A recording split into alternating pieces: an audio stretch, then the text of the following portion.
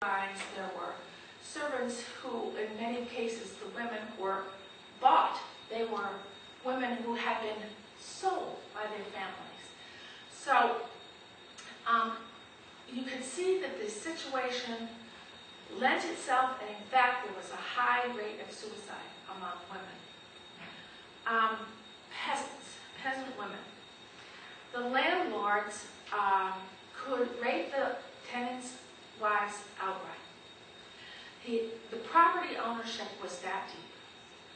Oftentimes there was trickery to get the tenant husband out of the way, but when that trickery could not be established, he could just take possession of the wife. Now, a big issue has been made of the fact that female children were a liability, both in terms of inheriting the family name, but more children were always a mouth to feed. And so a lot has been made of killing of female children and selling them. And the practice has been, many articles have been written about the practice continuing up to the present time. When reading about this strong preference for male children, we always have to factor in the sorrow, the incredible sorrow of parents. You have to picture yourself being so impoverished that you really cannot support an additional child in the family.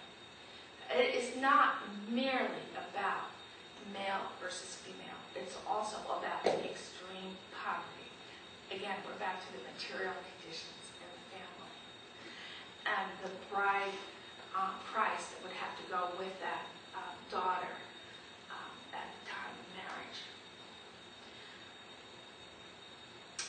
Now, when we think about female infanticide, again,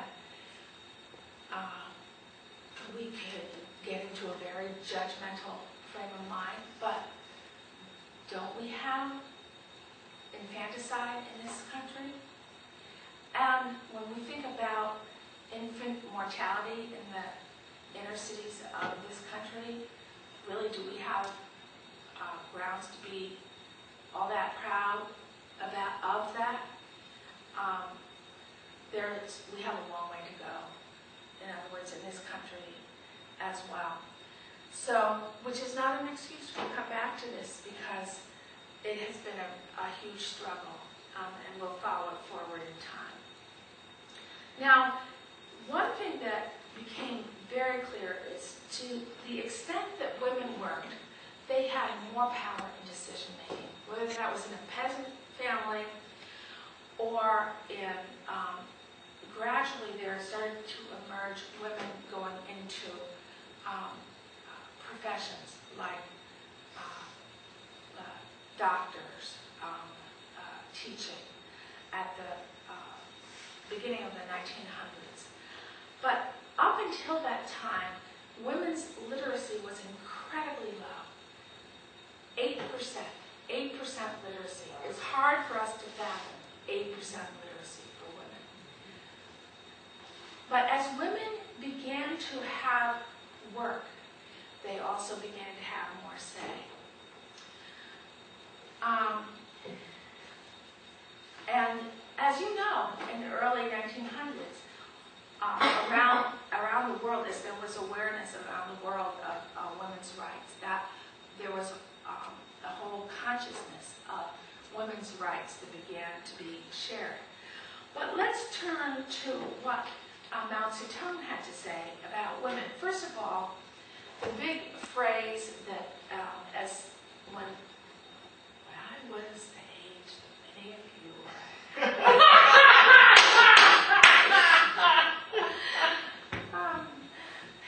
when I was in my early 20s, we had beautiful posters on our wall. Women hold up half the sky. That was Mao's expression that was promoting a beautiful, poetic way of promoting the equality of women, to really put on its head the millennia of inequality of women and proclaim that women, the equality of women. And I'm jumping ahead of myself because it was put into law. But here's what Mao had to say about it. In order to build a great socialist society, it is of the utmost importance to arouse the broad masses of women to join in productive activity. Men and women must receive equal pay for equal work and production. Genuine equality between the sexes can only be realized in the process of the socialist transformation of society as a whole. So how did they go about doing this? Well, the 8th Route Army from 1938 to 1945, as it progressed and liberated areas from the Japanese, held these speak bitterness sessions. And women in the villages were encouraged to tell their history and to come forward and to speak about the conditions of their lives, almost like the consciousness-raising sessions and support groups that still go on everywhere that the people, women and other people, are in sorrow and are hurting. But this was, imagine that this was on a huge scale, going across from north to south, going across, from south to north, going across China, holding these speak bitterness sessions. And it's captured in a story called Goldflower Story. I made up some, if people are interested, you can pick up a list of some books of interest.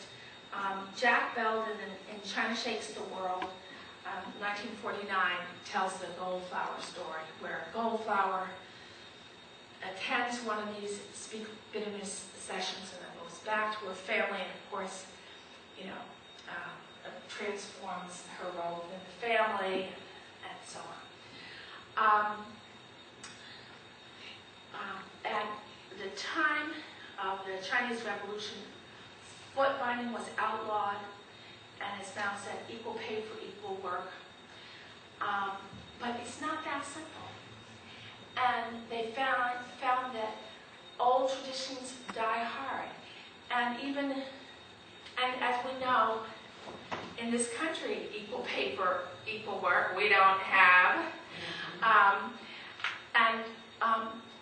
Even when you have women's participation in the labor force, which has now reached 46%, if you have women in different occupations or working part-time and so forth, you may not have pay that's really, it may be equal pay, dollar for dollar, but not the same value over the whole year.